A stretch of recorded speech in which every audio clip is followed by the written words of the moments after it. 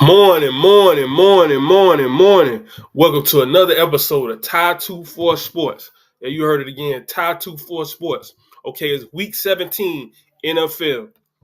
So make sure you follow me on Instagram, TikTok, and Twitter, Tie 24 Sports, and donate to the Cash App to support the channel.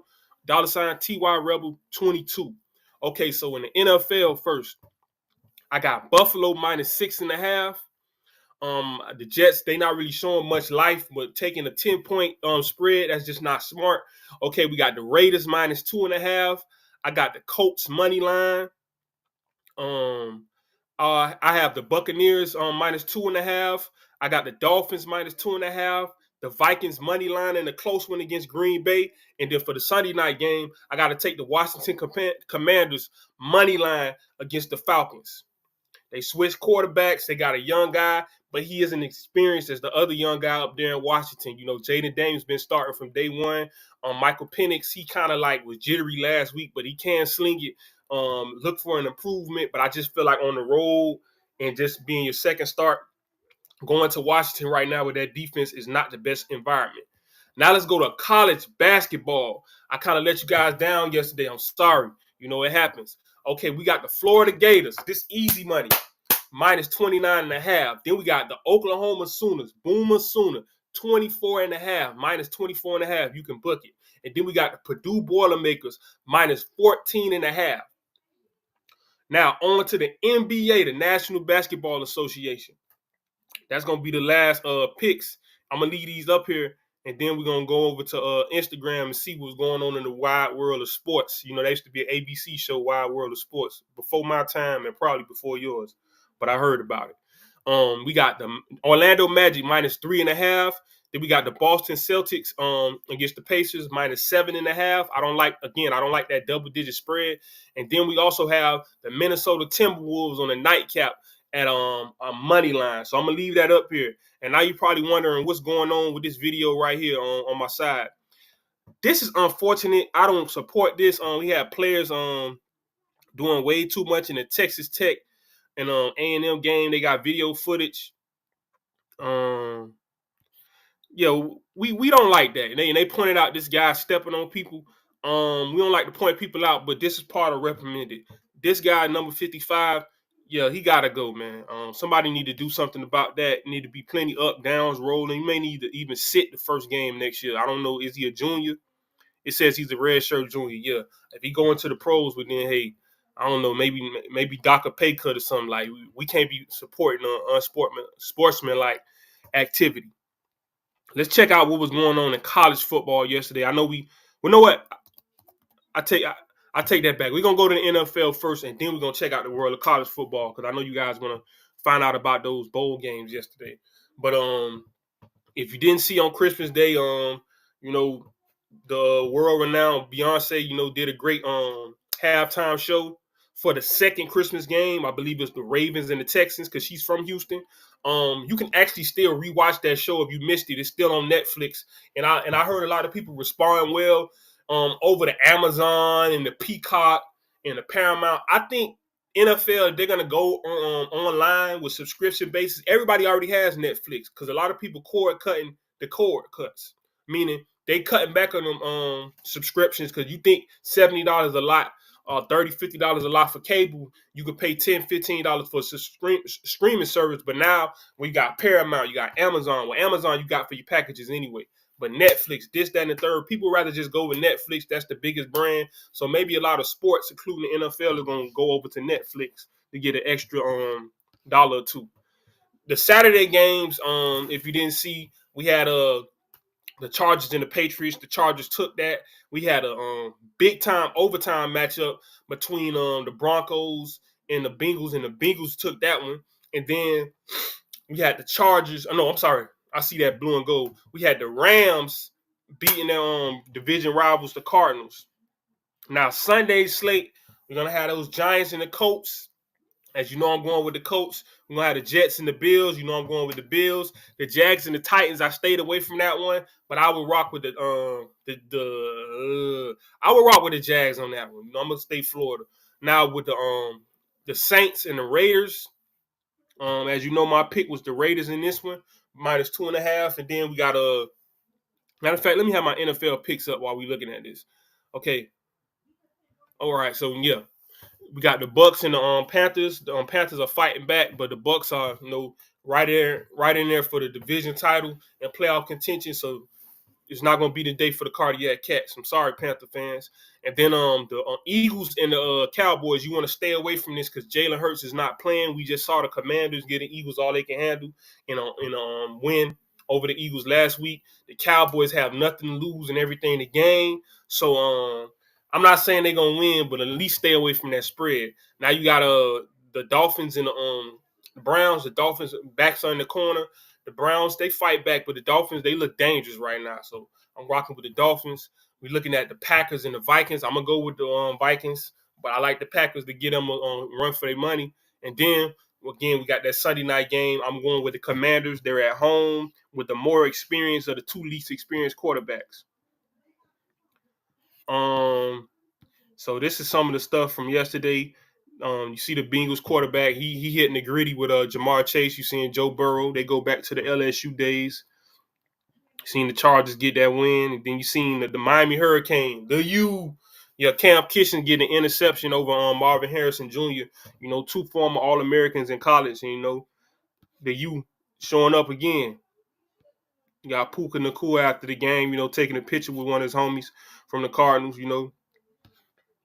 just showing love. Both guys that rocking for Utah.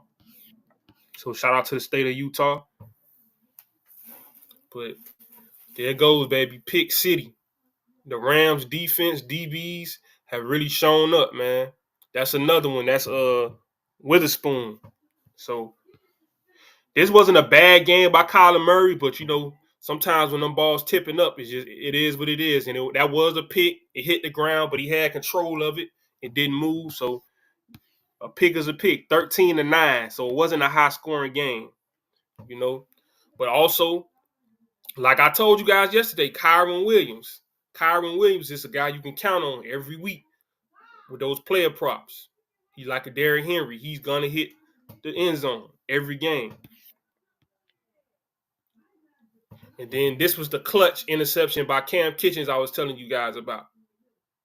So shout out to Cam Kitchens. Shout out to Miami Northwestern. Shout out to the U. He definitely putting on. Shout out to Northwest Boys Club. I heard he went to the Boys Club. So he all around, representative of Dade County, doing it out there in L.A. with the Rams. Okay, now this was a big time one. And like I said, you got the white man dancing, Joe Burrow got a little bit more swag, a little Slim Shady to him. He hitting the gritty after hitting a touchdown. So he putting on a great show. Do we have any highlights from that? I don't know if it's gonna be many highlights from that Patriots game because it wasn't really a close one. It was a shellacking, a blowout. So it was 30-24 in overtime for the Bengals and the Broncos.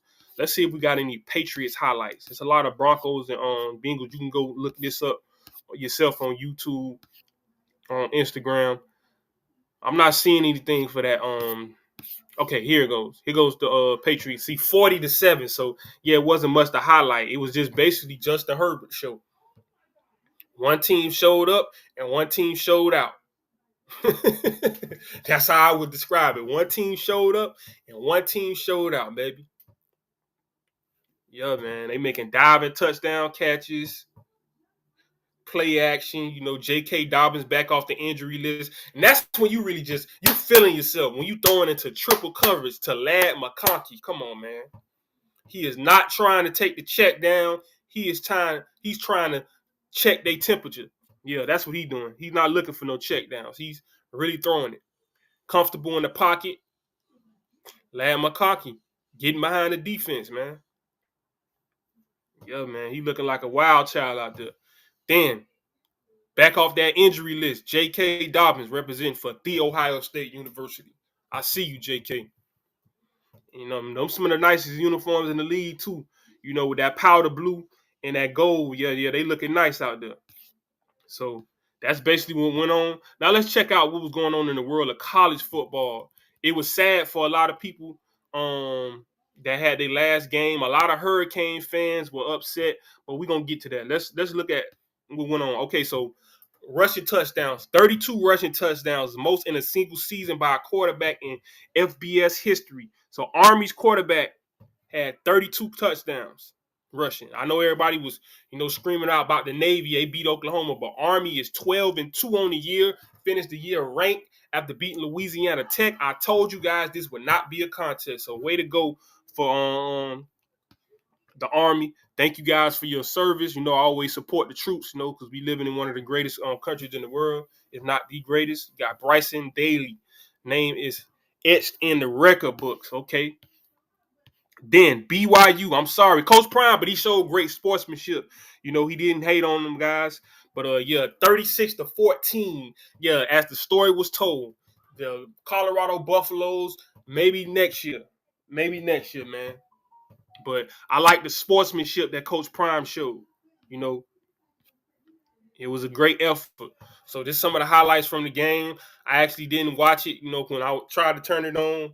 I saw the score and I was like, ooh, yeah, I don't want to see this. I don't want this to be my last memory of Colorado, because this still was a great Colorado team. I don't know what happened to that second to last game where they could have got the 10 wins, but hey, it is what it is. Now, I do remember that punt return, though. I think I saw that, and that's what made me turn it off. I remember that punt return. Okay. And BYU, no excuses, but a lot of these guys go on those mission trips, so they be older. But with the transfer portal, it's a lot of older players on every team, and with the I think this the last 2 years of that COVID season. So a lot of guys got 23 and 24-year-olds on their team.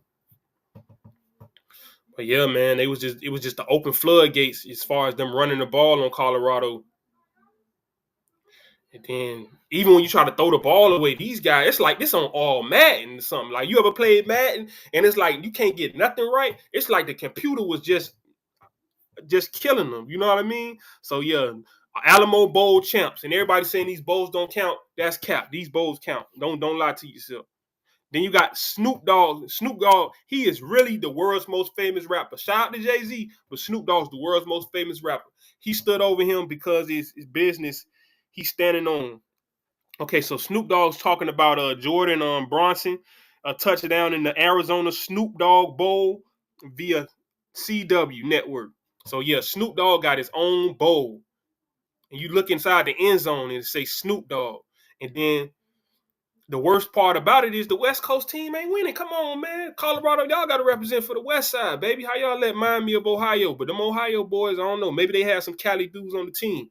Happy to be, closer to home. But yeah, it went down in the Snoop Dogg Arizona Bowl. Arizona Bowl, man. So shout out to Snoop. Shout out to the Arizona Bowl. Let's see, then we got the Miami Hurricanes in the Pop-Tart Bowl. So a lot of you guys, you remember when you was a kid and mom ain't have no time to cook and you got your Pop-Tart. I can't eat them. I break out. Well, unfortunately, or fortunately, depending on who you were rooting for, Iowa State wins 42-41, and they were losing the majority of the game. But Cam Ward did not play the second half, and a lot of people are questioning that. They say that it was planned for Cam to only play a half and get the record for most touchdowns by a quarterback in FBS history. But the thing about it is, you want to get the record in a win. I understand it might have been a plan, but even then, not then, but at the very end, it was like a 1-point game with a minute and something left time, and the fans were screaming, "We want Cam, we want Cam," and he didn't go back in. They talk about risking injury. Come on, man, you're a football player. I don't care what my agents say. Okay, maybe I set out to half, but when my defense that is horrible, but Miami defense that kept us within a score, within a point, all the way to the end, and all these other guys played, it's something in me, man. You gonna get drafted, dog. You gonna get drafted. If something happened, okay, fine. Okay, it is what it is, but dog, and I'm not mad at Cam, because Cam is a warrior. We've seen the Cal game, Virginia Tech game. But I think, man, in that position, me and Coach will have to have a fight. I'm making a executive decision, because this reflects me, man.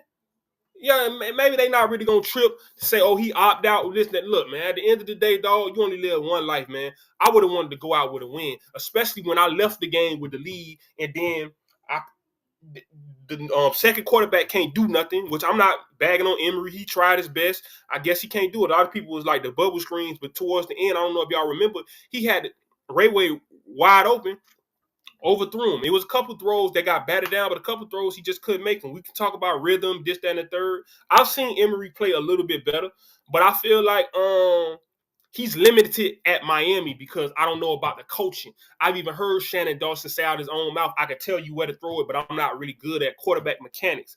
That's why you got the Lincoln Rileys, you got the Lane Kiffins. There's certain guys that they'll get you and they'll put you in position, and then there's certain guys that get you better. And even looking at Iowa State's quarterback, I feel like if you put him in Miami, he wouldn't be what he is because certain coaches, and it's coming from a player perspective, I'm not a fan. Certain coaches, it's just like a teacher.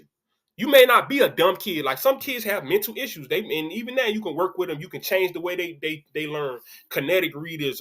Some people learn by doing this, that, and the third. But when you have a true teacher, forget coach, a true teacher. Because just because you can recruit, just because you know X's and O's, doesn't mean you know how to teach somebody else what you learn, what you know.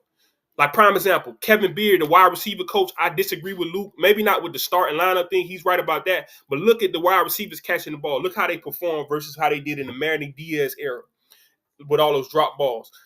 They get on Shamar Kirk, but he only had one drop. Shamar Kirk was catching it before that. All the receivers are catching and doing better because one, KB played the game, and two, he's teaching. You can't just get a dog and be like, oh, this is the bad dog. No, you have to be a dog trainer. And I'm not calling them dogs, but we call them dogs. They got dog in them. Some people don't know how to train their dogs. All they know how to do is put them out there. And if the dog shit doo-doo on the ground or pee, they blaming the dog. No, blame you being a bad dog trainer. You being a bad football coach. And I'm saying it. We don't have good football coaches in Miami. We don't have a good football culture. It's not as bad as it used to be, but it's still not good. I'm just being honest. Because you look at Iowa State, you look at Syracuse. I heard somebody say it on online yesterday, and people got mad.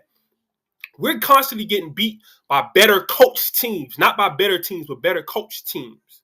We have to have astronomical talent differences to beat people. We have to have Cam Ward to win 10 games when they just won 11 with a guy that's probably physically, to me, back is Emory Williams. If Emory Williams went to another school, he would be good. And how do I know this? Yeah, they might have lost to Penn State, but it was more because of the cold. But SMU just went to the ACC championship in the playoff with a bunch of ex-Miami players. The players are not the problem. This is South Florida. We just went 5-0 in the state championships in the state of Florida.